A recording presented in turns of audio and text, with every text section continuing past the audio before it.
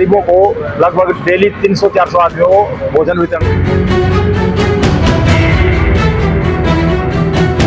Daily time पे खाना देते हैं। नर सेवा नारायण सेवा, निस्वार्थ कदम जरूरतमंद लोगों को परोस रहा भोजन। यूएस में रहकर भी जरूरतमंदों के लिए फिक्र करते हैं प्रमोद। भोजन के अलावा 20 बच्चों की पढ़ाई का खर्च भी वहन कर रही है एनजीओ। कहते हैं भगवान इंसान को भूखा उठाता जरूर है, लेकिन किसी को भूखा सुलाता नहीं है। जी हाँ, इसी मुहावरे को साइबर सिटी गुरुग्राम में सार्थक कर रही है निस्वार्थ कदम नामक एनजीओ। निस्वार्थ कदम एनजीओ के प्रमोद राघव की माने तो इसमें उन्हें खुशी मिलती है। गुरुग्राम में उनकी संस्था जरूरतमंद लोगों को भोजन मुहैया करवाती है। इसके अलावा उनकी संस्था ऐसे बच्चों को जिनका कोई नहीं है या किसी कारणवश उन्हें पढ़ाई में दिक्कत आ रही है का पूरा खर्चा उठा रही है। उनकी संस्था लगभग 20 बच्चों की पढ़ाई का खर्च वहन कर रही है।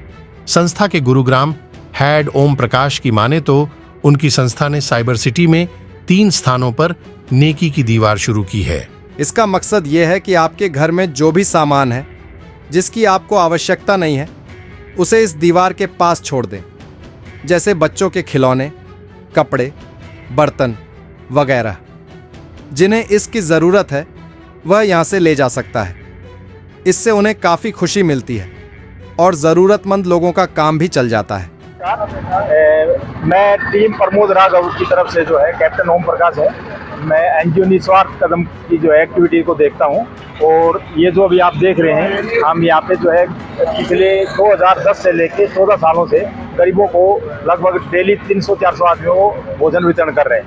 ये आज हम जो है ये भूतेश्वर मंदिर चौक पे आए हैं, और इस यहाँ पे जो है आप जैसे देख पा रहे हैं कि घर का बना हुआ ताज़ा खाना जो है हम गरीब आदमियों को दे रहे हैं।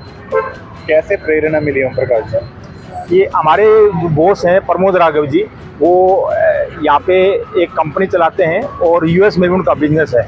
और जब 2014-10 के दौरान पे वो आरएसएस के एक संचालक हैं, उस वजह से उनसे प्रेरणा लेते हुए उन्होंने जो है गरीबों की सेवा करने की सोची और अपने देश के आदमियों के लिए कुछ करने की सोची। तो उसके बाद उनको यहाँ से प्रेरणा मिली कि मैं गरीबों की भलाई करने के लिए जो काम कर सकता हूँ, खाने के माध्यम से या कपड़े बांटने के माध्यम से या गरीब बच्चों की एजुकेशन स्पॉन्सर करने के माध्यम से। मैं आपको बताना चाहूँगा कि कल ही हम पलवल गए थे। पलवल में हमने 4 बच्चों की शिक्षा को स्पॉन्सर किया है, और एक गरीब आदमी जो जिसका बेटा रेल के नीचे कट के मर गया था, उनके घर में कमाने वाला कोई नहीं था, उनके पिताजी को लोका मार गया था, तो उनको हमने अडॉप्ट किया है। करीब कितने बच्चों की शिक्षा का जो भार है वो अभी तक आप उठा चुके हैं? लगभग कितने ऐसे बीमार व्यक्ति हैं जो लाचार हैं, उनका भी इलाज का खर्चा वहन कर चुके हैं?